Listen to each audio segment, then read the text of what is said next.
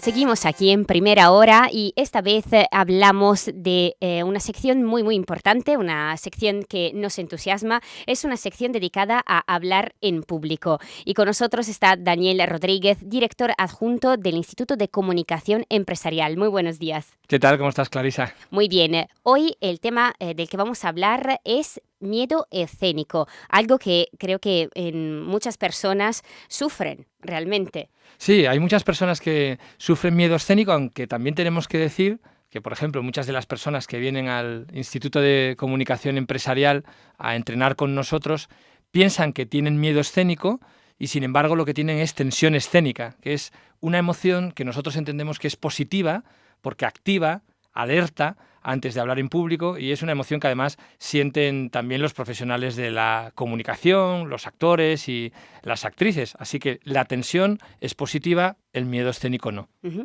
Y antes de profundizar más, para que nuestros oyentes, por si tienen dudas y demás, ¿a qué correo pueden escribirte?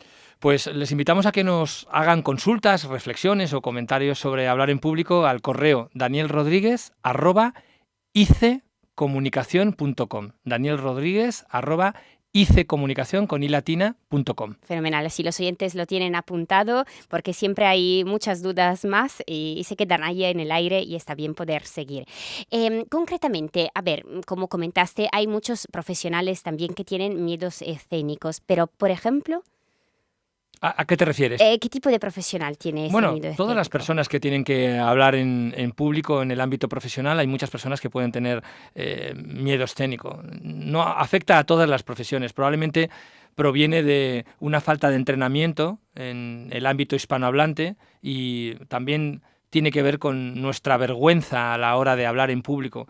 Así que afecta, lamentablemente, a muchas personas. Esas personas que tienen miedo escénico llegan por una parte, a tener, digamos, efectos en la parte consciente y en la parte subconsciente.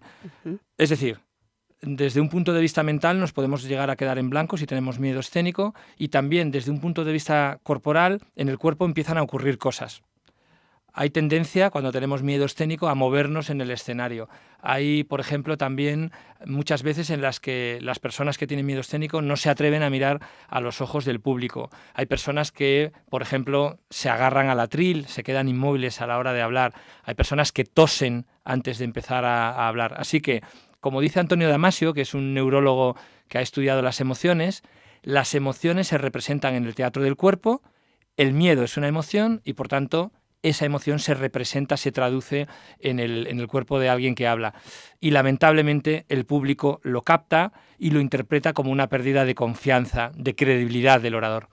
Yo recuerdo en unas clases de interpretación, precisamente a la hora de empezar con un monólogo, que nos decían es importante que os mantengáis más parados, más fuertes en vuestras piernas, porque en cuanto, a menos que no se trate, claro, de un personaje que precisamente tiene dudas o miedos o así, pero si no, si es un personaje fuerte, hace falta que esté bien ahí, parado, abierto al público, porque si no se pierde la importancia de las palabras y también de atención. Claro, la gente pierde la atención. Es muy interesante lo que planteas, porque precisamente es una de las claves que nosotros recomendamos en el Instituto de Comunicación Empresarial. La posición desde la que una persona habla le genera confianza y seguridad. Así que hay que buscar posiciones firmes. Nosotros recomendamos, por ejemplo, que las dos piernas estén con la misma distancia que tienen los hombros, es decir, que no estén ni muy abiertas ni tampoco muy juntas, es decir, buscar una posición que nos dé seguridad y confianza a la hora de hablar. Ese equilibrio, ¿no? Exactamente. Perfecto y fuerte, y teniendo esta imagen fuerte y segura. Exactamente, sí. Pero hay también personas que podemos decir que llegan a sentirse muy mal antes de hablar, ¿no? Sí, el miedo, como decíamos, es una emoción, se traduce, hemos dicho, en la parte mental y también se traduce en la parte corporal. Por ejemplo, nos decía el otro día un directivo de una multinacional muy importante que había llegado a desmayarse antes de hablar en público. Es decir, que el cuerpo reacciona de una manera brutal, se bloquea y se llega a desmayar. Hay personas que nos han dicho que han llegado a vomitar después de hablar, después de superar toda esa tensión.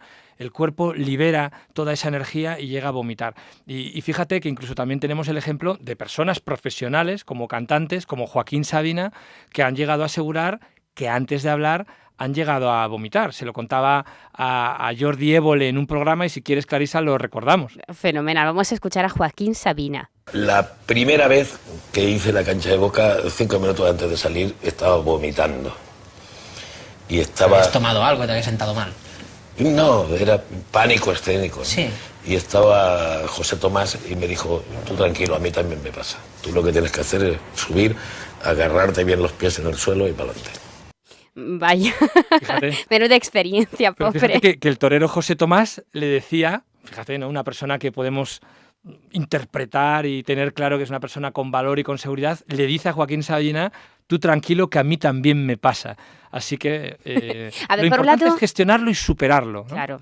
Por un lado, yo creo que consuela también, porque al final las personas que sí que tienen ese miedo escénico, pensando que hasta personas profesionales, como por ejemplo Joaquín Sabina, que cuenta una experiencia tan compleja y de alguna manera devastadora, hasta devastadora por el miedo escénico, si hasta esas personas tienen ese miedo escénico, pero logran ganar, entonces es posible para todo el mundo.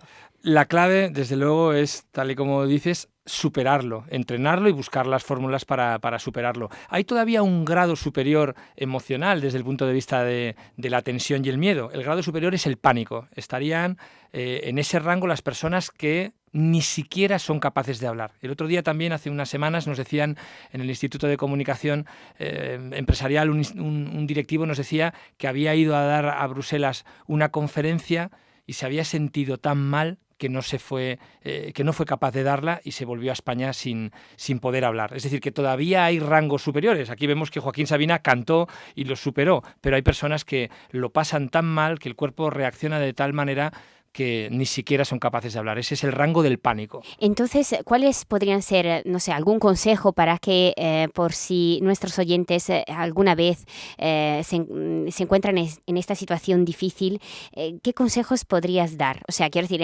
empezamos a sentir ese miedo. Me imagino que lo primero será intentar respirar hondo y luego... Sí.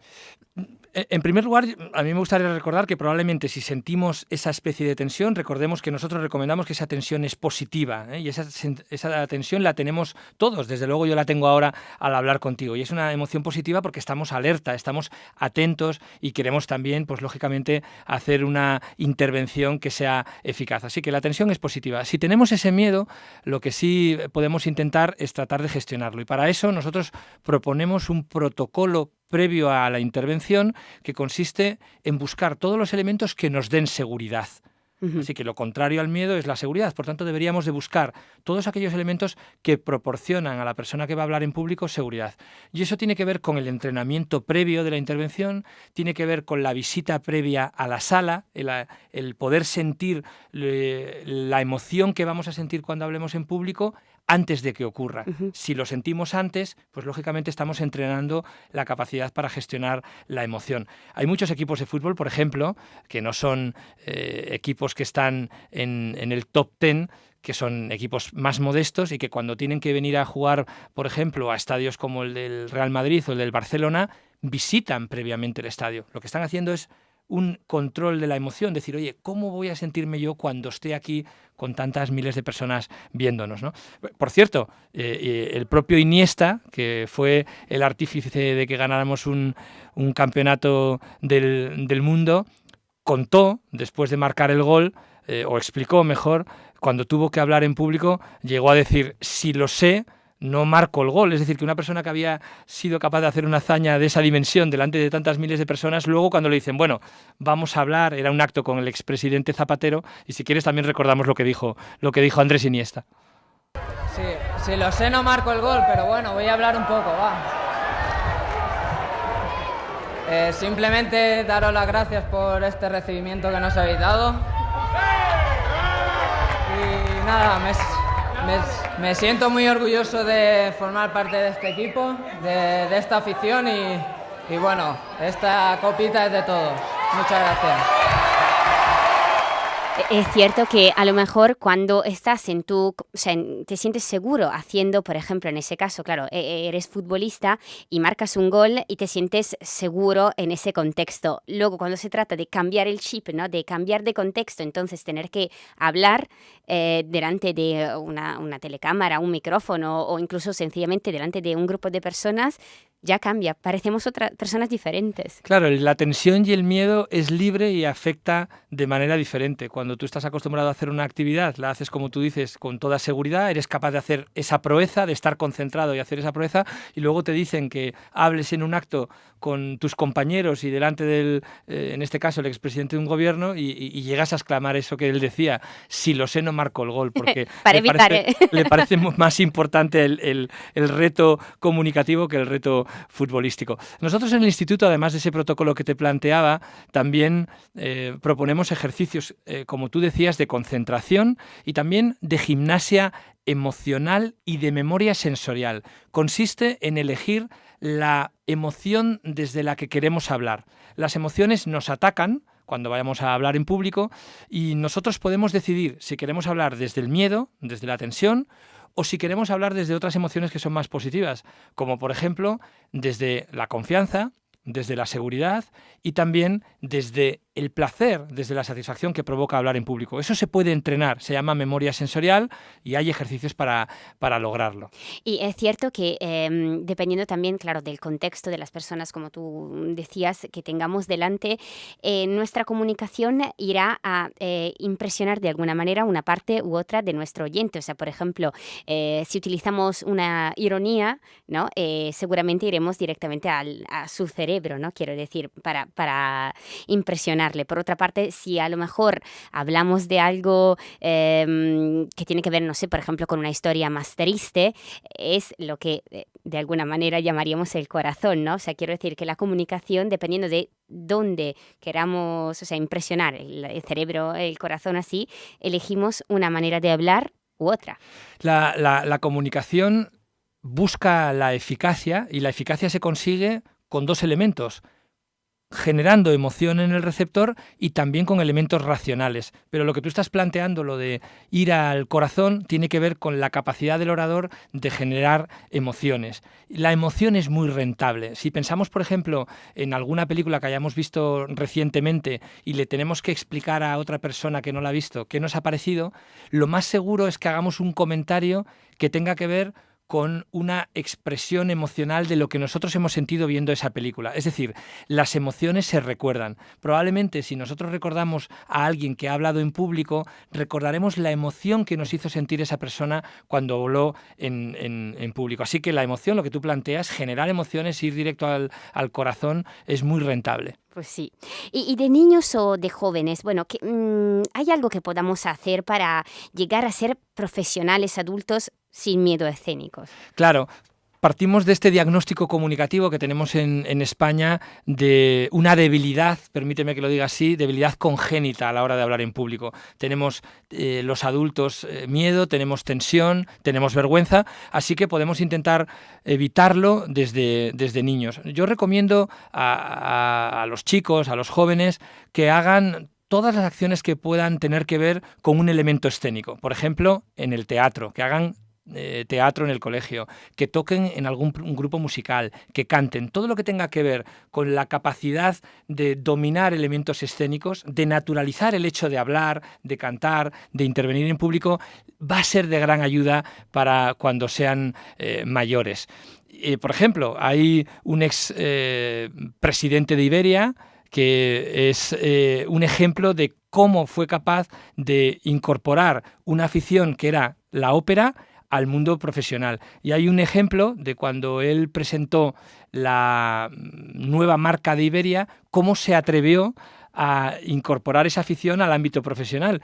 E intervino, cantó con un grupo de personas que también eran cantantes de ópera, cantó de esta manera. Si quieres lo recordamos.